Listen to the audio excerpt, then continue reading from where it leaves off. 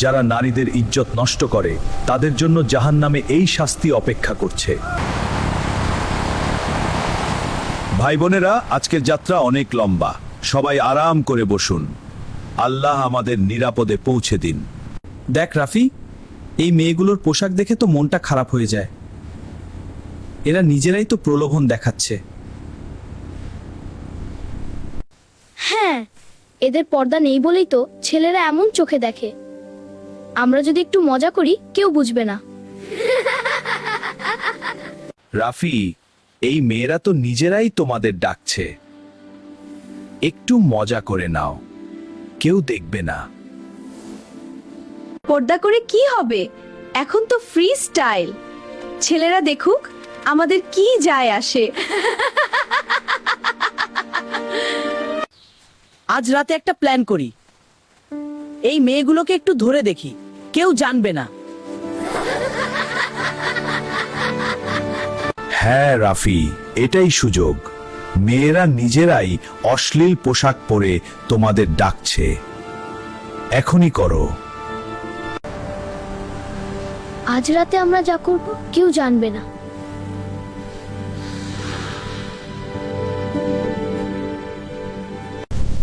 এটা কোথায়? এত আগুন, এত চিৎকার, আমি কেন এখানে? যারা নারীদের ইজ্জত নষ্ট করে তাদের জন্য জাহান্নামে এই শাস্তি অপেক্ষা করছে।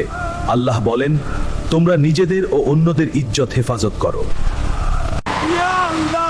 ব্রেক পুরোপুরি বন্ধ হয়ে গেছে, বাসটা নিয়ন্ত্রণের বাইরে। সবাই আল্লাহর কাছে দোয়া চান, আমরা খাদে পড়ে যাচ্ছি। আমরা মরে যাব।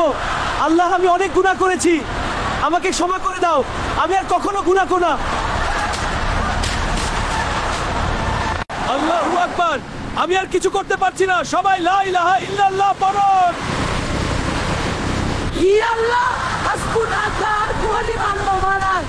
তুমি আমাদের এই মৃত্যুর মুখ থেকে রক্ষা করো, আমরা তোমার বান্দা, আমাদের ক্ষমা করো। বাসটা খাদে পড়ে গেল, অনেক মানুষ আহত হলো, কেউ কেউ শহীদ হয়ে গেল।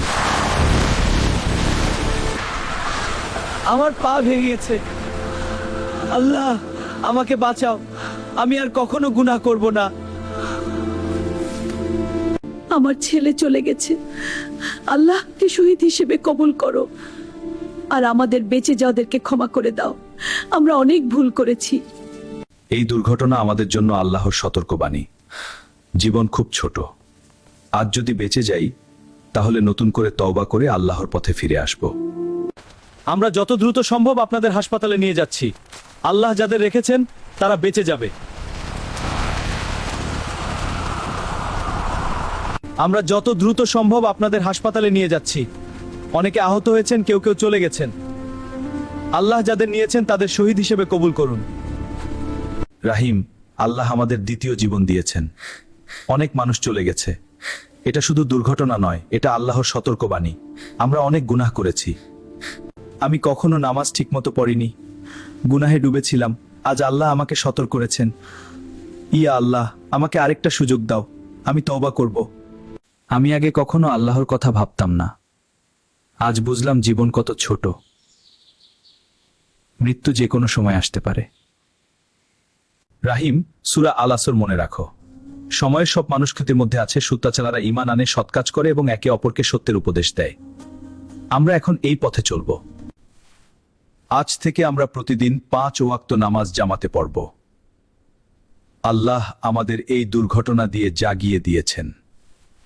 আস্তাগফিরুল্লাহ, আস্তাগফিরুল্লাহ। ইয়া আল্লাহ, আমরা তওবা করলাম, আমাদের গুনাহ মাফ করো এবং সঠিক পথে চলার তৌফিক দাও। আমরা নতুন করে জীবন শুরু করব। আল্লাহর শুকরিয়া যে তিনি আমাদের বাঁচিয়ে রেখেছেন। রাহিম, এই দুর্ঘটনা আমাদের জীবনের সবচেয়ে বড় শিক্ষা। আল্লাহ বলেন, মানুষ শুধু তারা ছাড়া যারা ঈমান আনে ও সৎ কাজ করে। আমরা এখন থেকে সেই পথে চলবো। আমি আগে কখনো নামাজ ঠিকমতো পড়িনি, আজ বুঝলাম জীবন কত ছোট। আল্লাহ আমাকে সতর্ক করেছেন, আমি তওবা করলাম। আমি আগে সময় নষ্ট করতাম, আল্লাহর কথা ভাবতাম না।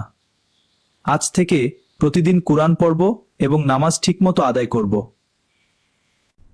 আজ থেকে আমরা প্রতিদিন 5 ওয়াক্ত নামাজ জামাতে পড়ব। আল্লাহ আমাদের এই দুর্ঘটনা দিয়ে জাগিয়ে দিয়েছেন। আমি প্রতিদিন কুরআন পড়ব। আল্লাহ বলেছেন, কুরআন হলো হেদায়েতের আলো। আমি আর কখনো আল্লাহকে ভুলবো না। ভাইয়েরা, দুর্ঘটনা আমাকে শিখিয়েছে জীবন খুব ছোট। আল্লাহর পথে ফিরে আসো, তিনি ক্ষমাশীল। আমরা শুধু নিজেরা বদলাই না, অন্যদেরকেও আল্লাহর পথে ডাকব। এটাই সত্যিকারের দায়িত্ব। ইয়া আল্লাহ, তুমি আমাকে মৃত্যুর মুখ থেকে বাঁচিয়েছে। আমাকে এই পথে অটল রাখো এবং আমার পরিবারকে হেফাজত করো।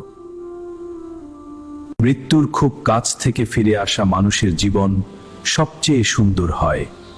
আল্লাহ যাকে চান তাকে হেদায়েত দেন। ভাইয়েরা, এই দুর্ঘটনা আমাদের শিখিয়েছে জীবন খুব ছোট। আল্লাহ বলেন, মানুষ ক্ষতির মধ্যে আছে, শুধু তারা ছাড়া যারা ঈমান আনে ও সৎ কাজ করে। আজ থেকে আমরা সেই পথে চলব। আমি আগে অশ্লীল পোশাক পরতাম, আজ বুঝলাম পর্দা আমাদের ইজ্জতের হেফাজত করে। আল্লাহ বলেছেন, মুমিন নারীরা তাদের দৃষ্টি নত রাখবে।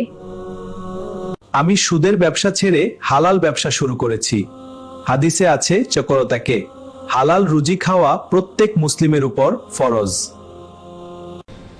ইয়া আল্লাহ, যারা এই গল্প দেখবে তাদের হৃদয় তওবার আলো জ্বালিয়ে দাও। আমাদেরকে জান্নাতের প্রতিবেশী বানাও। একটা দুর্ঘটনা শত শত হৃদয় বদলে দিয়েছে। আল্লাহর রহমত অসীম। আমরা প্রমাণ করেছি আল্লাহ চাইলে এক মুহূর্তে জীবন বদলে দিতে পারেন। মৃত্যুর ছায়া থেকে ফিরে আসা মানুষের জীবন সবচেয়ে সুন্দর হয়। পাহাড়ের ঢালে মৃত্যু দেখেও যারা বেঁচে ফিরেছে তারা নতুন করে জীবন শুরু করেছে। আল্লাহ যাকে চান, বিপদে আল্লাহর উপর ভরসা রাখুন। আমিন। গল্প সমাপ্ত।